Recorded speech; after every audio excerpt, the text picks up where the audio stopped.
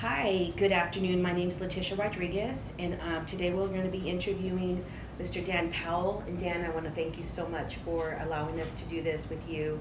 Thank you. Dan thank you. Dan is a licensed marriage family therapist, and he is a board certified behavioral analyst. So you always have to be careful how you act around him. Just kidding. Anyways, Nena and I are here today to ask Dan about his current role as the inpatient psychiatric unit manager in the County of Ventura's psychiatric facility, but also get a good understanding of how we can prepare ourselves for dealing with kids with depression as well as suicidal thoughts while we're counselors. So again, thank you. My pleasure, thank you. So when Maria and I were brainstorming about what we wanted to ask, we were thinking, okay, could we just ask about depression? Could we just ask about suicide? That seems too easy, but if we could really get the tools that we need to prepare ourselves for becoming counselors and actually dealing with a child is really what we're looking for. Certainly. So, in a nutshell, what's depression? That's a great question. And in the DSM-5, they talk about depression as having essentially 5 out of 9 symptoms. So generally with depression, you would see characteristics such as, and this is consistent with both children and with adults, and there's also differences as well too. So you would see either one depressed mood for most often the day for approximately 2 weeks or more in order to meet clinical depression, followed by anhedonia, which is essentially a loss of interest in activities that were previously that they were engaged in. So it could have been things such as playing with friends, video games that they were really into, or other activities as riding their bikes and whatnot, is just not finding interest in those activities anymore. Excessive weight gain, or the exact opposite, which is actually a loss of weight within a relatively short period of time, and of course it not being natural, not being on a diet or things like that as well. Insomnia or hypersomnia, so excessive sleeping, or the exact opposite is having difficulty falling asleep and or waking up in the middle of the night and not being able to fall back asleep as well too, and having that consistent pattern for at least 2 weeks there. And other components as well is the disturbance in thought content, so having difficulty concentrating on tasks and activities. So for children in the school setting, it can manifest as in terms of having difficulty concentrating on their schoolwork, and also concentrating on their schoolwork at home as well too, and or having difficulty concentrating on things that they were normally doing at home. So with that said, Dan, how could we as counselors determine the difference between moodiness and depression? I mean, kids today, especially adolescents, when they're in their teen years and they're going through puberty, how would we as counselors really identify the difference between moodiness and true depression? I mean, I'm kind of struggling with that a little bit. Sure. It's not necessarily a really easy answer. So some of this is going to come within time with experience. It's also going to depend on too of getting a good history from the family, from the children that you're working with. So asking their parents and their loved ones, is what you're seeing, is this consistent? That's also going to be key. So you're gaining collaborative or collateral information is going to be imperative to doing this type of work here. Also, other components too is the symptomatology. So if you're noticing 1, 2 of these symptoms here that are present in the child, how long did these manifest? How long have these been occurring? That's a good point. Also too, was there other environmental factors? So for example, was there a recent death that had occurred? Even though that might not fall into this category over here, those are also things that are important to take into consideration because it can very much well lead over into depression and or major depressive disorders with additional symptoms and whatnot. So those are all key factors that you have to take a look at. How long have these symptoms been occurring for as well too? Is it only a day or two, which are still important? You still have to take a look at those things because there's no doubt, even if it's only a day or two, we need to pay attention to those things. Has this been going on for weeks? Has this been going on for months? And those are all key components and variables to understanding. Is this just something over here that perhaps might be a phase or developmental or normal development? And also getting a family history from the family as well too. Is this common in your family?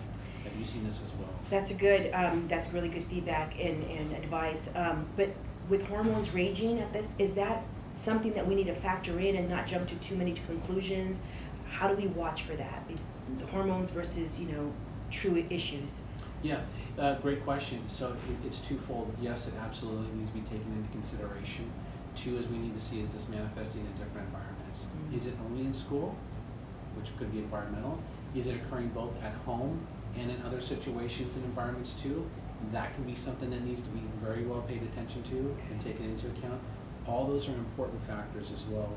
But I always err on the side of caution is that if you have an inkling and you're seeing even just a few symptoms right off the bat, always refer right over to someone else who can treat these things here, whether it be another therapist, psychologist, a doctor and whatnot, psychiatrist who would specialize in these areas and get the appropriate treatment right away, because early intervention, of course, is key. Yeah, absolutely.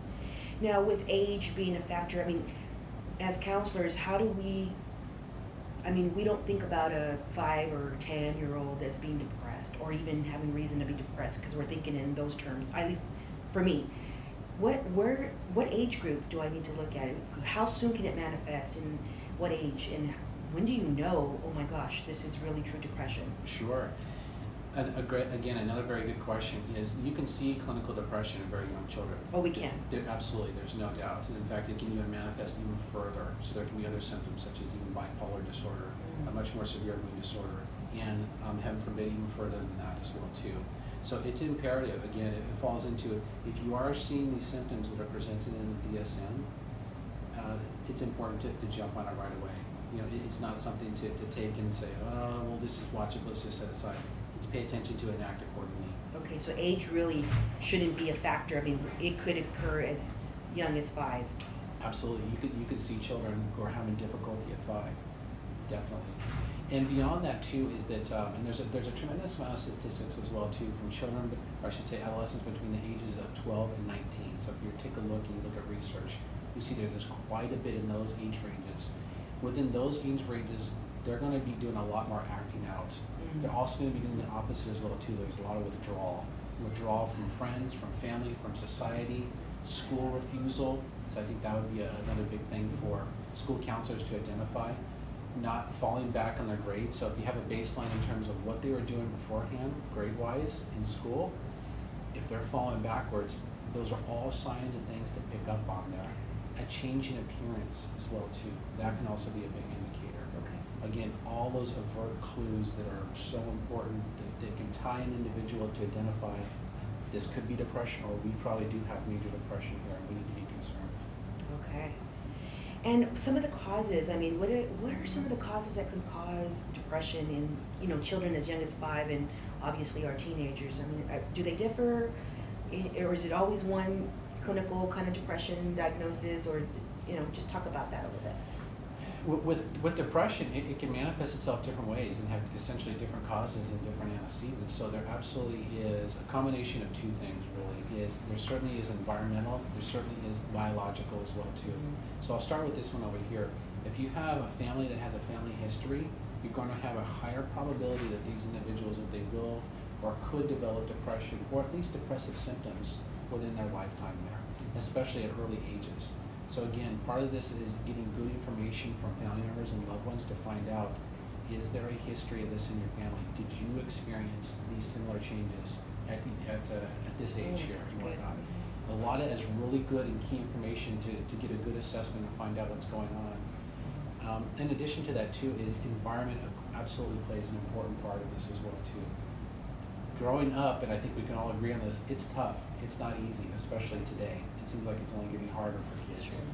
And there's the experience of tremendous amount of stressors and variables across the board. Anything from bullying to even just situational occurrences that most kids might handle very well, but if another child has difficulty with certain coping skills or certain social skills, all those play important variables and factors into a child and how they're going to respond to that.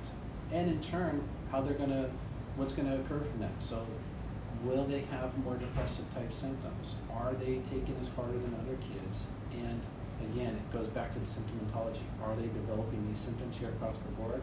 If yes, those need to be addressed and looked at right away. Okay. Absolutely. Now, is there one gender that suffers from depression more than another? One gender that suffers from depression more than another. From my experience working with children and adolescents, tend to see, I'll probably present it this way, is females are more vocal about it and tend to express it more, and they're actually more talkative about it. I think from what I've seen in my experience is that there can be instances of where there's plenty of males that experience depression, of course there is and whatnot. They tend to not to express it as much, and for many different reasons, either culturally, society, and overall just being a male is, males aren't supposed to talk about their feelings. Wherever that came from is very silly, of course, but you tend to see females that are express and they'll identify what they're feeling more compared to males. Okay. Now, having worked with so many adolescents in your private practice prior to coming here, were there interventions that you did? How would you, for counselors, we have to create these interventions for something like that, where boys don't feel that they can express themselves as well as girls can. Sure. What kind of intervention advice would you give us? Sure.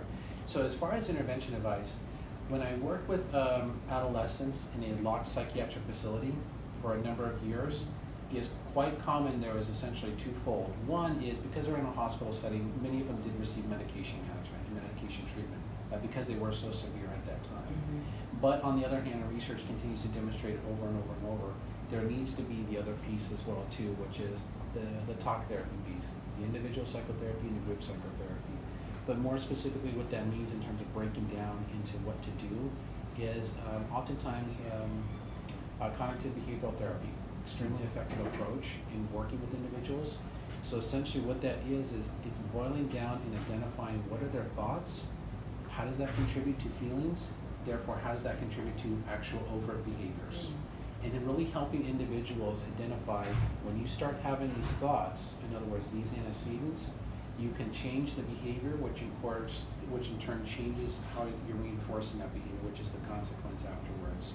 So it's helping them identify those the links, and keeping it very short and simple, because generally doing the simplest thing tends to be the right way, the best approach on doing something.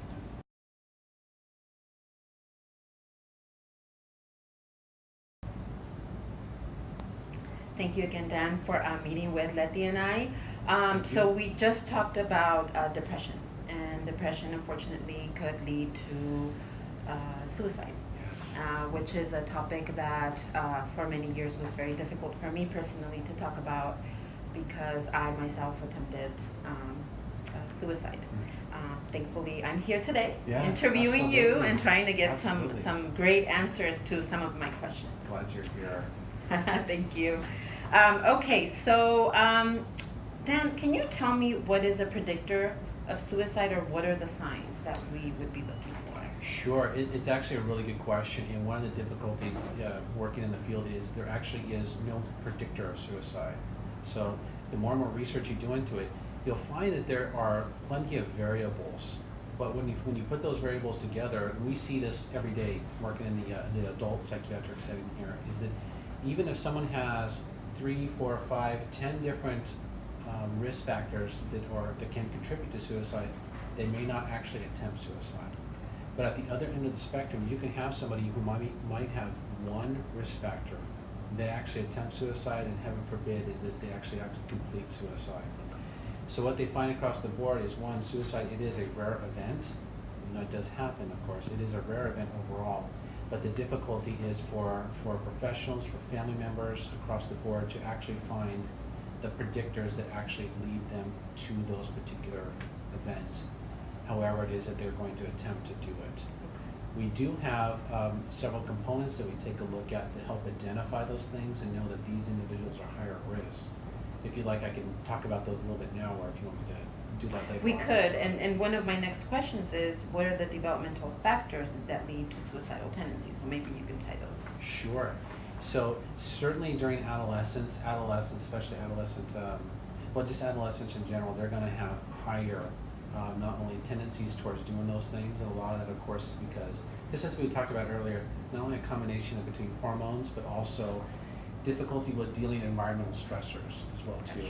And there's no doubt, and I think anybody who's gone through those period of time can say that's a difficult time in life. You know, not only are you experiencing new stressors, but it's also learning new coping skills with how to develop those things. Mm-hmm. And sometimes those coping skills aren't always the most effective or the most appropriate. So during those times, absolutely. Also too, there's other components and factors as well too. We call them fixed, modifiable, and protective factors, and all those are used to identify how serious is this in terms of someone actually moving towards suicide. Okay. The other pieces as well too is that if someone is on that spectrum of who says that they feel suicide, or at least the very beginning of that is at least one variable or two variables towards harming themselves, is we look for plans, means, and intent, and the ability to do so. So once we start asking those questions, is at that point we start learning quite a bit more. How serious is this? But I encourage folks who are working with children and or adults too, is that once you start seeing any of those factors, even one or two, you need to jump on it Just immediately. ask the question, you know, Absolutely. are you thinking of hurting yourself? And Absolutely. Is there a plan? Definitely. Right? And from what I've seen, and I'm also looking back in my experience too, is that that's a hard question to ask people. Definitely. Especially if you just meet someone for the first time. You know, you're asking a very real personal question. And really it's a life or death question. But is getting to that point of just need to feel comfortable to ask that with people. You know, but Yeah. again, it's just, you have to ask it because it's serious. And I'm sure they've never been asked that question. So Well- just that question alone would trigger Yes. just, you know. Yes, a lot of times you'll find is that they've never been asked that question Mhm, before. mhm. But it's our job, we have to ask those questions. Definitely. So I have another question for you. Who is at greatest risk of suicide in ages? You kind of touched on it already by talking about the adolescent time. I know there's different stages. Yes. So I guess in your experience working with teenagers or kids, what is the greatest risk of suicide in the ages? Generally within those ages and whatnot is, I'd say between the 12 to 19 range, you're gonna see it within those ranges. Also too, the children that have the risk factors, you're gonna see kids whose grades are slipping. They're gonna have higher risk factors. Kids who are coming from homes that, let's say they're broken homes, they're not together, unfortunately, or that are problematic and chaotic at home. Kids that are having trouble within their social context, who have fewer friends or maybe who don't have any friends. These are kids who might be alone at lunchtime, alone on the playground, depending on what ages you're working with and whatnot, who are not involved in other activities with other kids, that are normal according to their peers in developmental and chronological age as well too.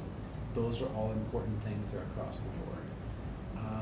Kids that are starting to dabble into alcohol and drugs, those are all warning signs to be taken into consideration, and they're important, you know.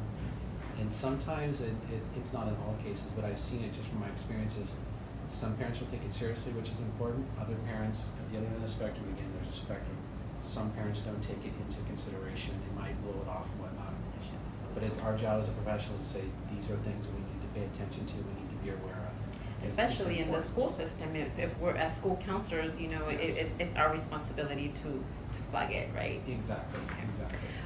One of the things that I've seen in the school system, and kids are coming out a lot more, is, you know, their sexual identities, where, you know, kids that are kind of struggling with identifying who they really are and actually coming out.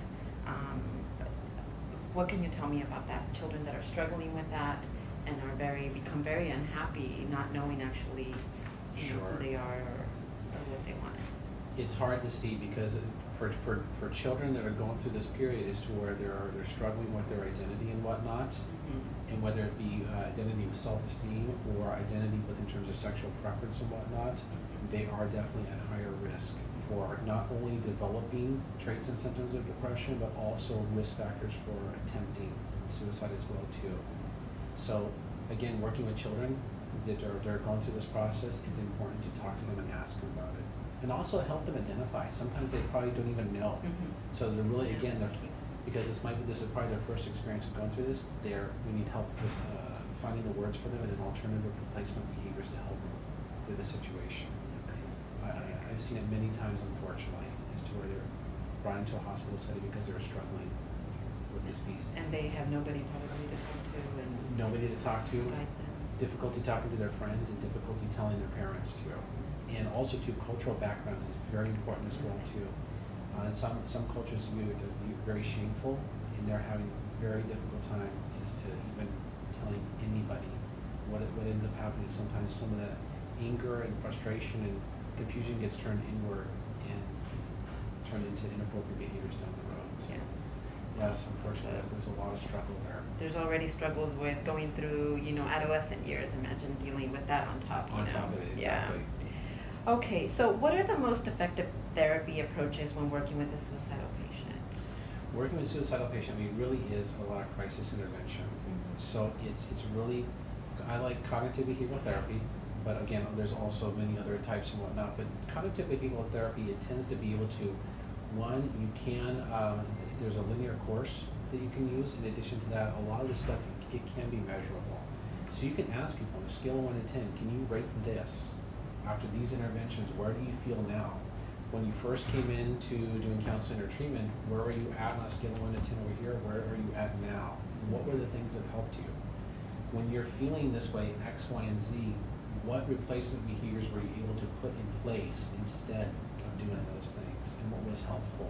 So it's very it's measurable. You know, you can measure what's going on, and you can find what's working for these individuals versus what's not working. So CBT for the most part.